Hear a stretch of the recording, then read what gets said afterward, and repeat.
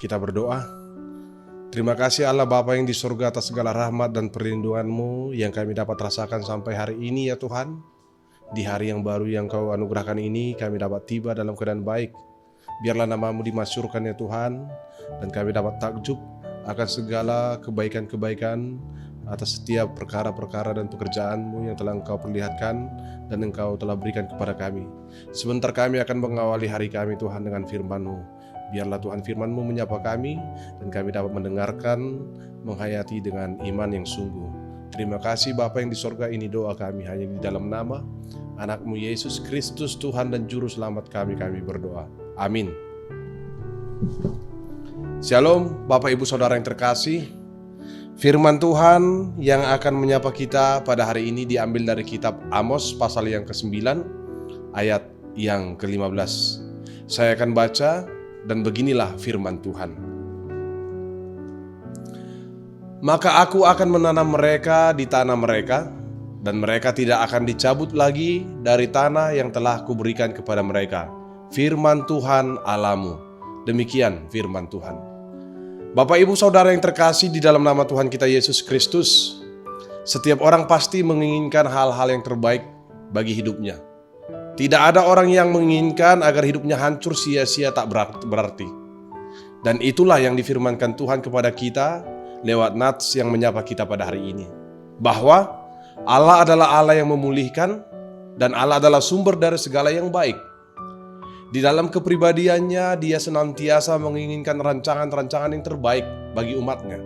Itu sebabnya firman ini menjelaskan kepada kita tentang pengenalan yang lengkap dan sempurna di dalam keyakinan dan kepercayaan kita bahwa Allah selalu bertindak dan Dia adalah Allah yang berkuasa di dalam otoritas dan kasih-Nya kepada umatnya akan janji dan jaminan pemulihan dari penghukuman yang Dia telah perbuat kepada umatnya berubah menjadi kelepasan dan sukacita.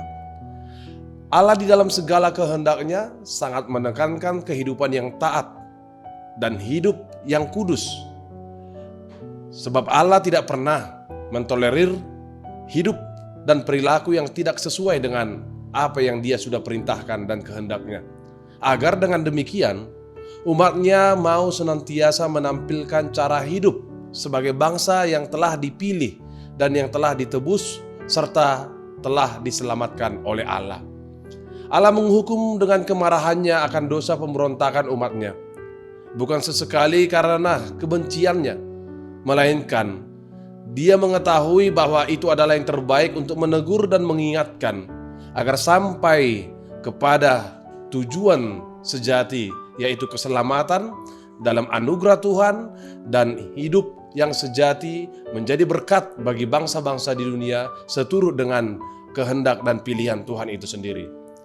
Pemulihan dari Allah hanya akan dapat diperoleh apabila umat mau bertobat dan tetap membangun persekutuan yang baik dan intim dengan Allah.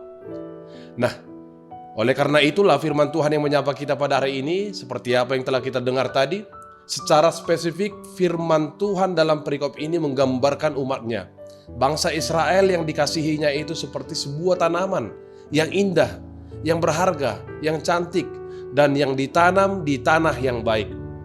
Tanaman yang tidak akan pernah dicabut atau yang tidak akan dapat dirusak atau diganggu oleh apapun yang ada di sekitarnya.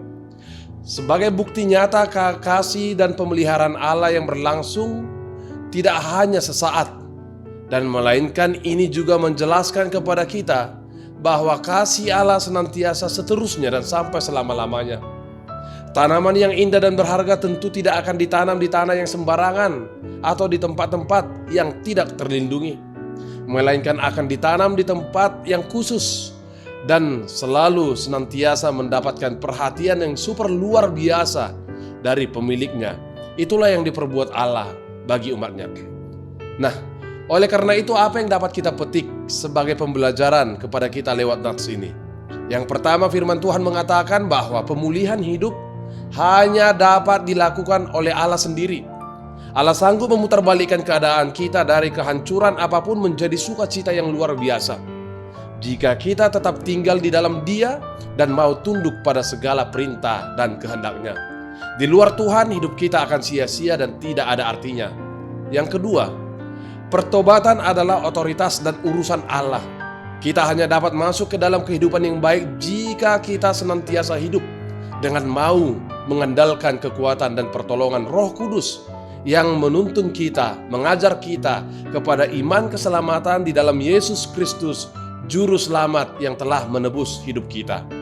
Yang ketiga, kita dipanggil untuk senantiasa mengucap syukur atas segala pemulihan yang Tuhan telah perbuat bagi kita.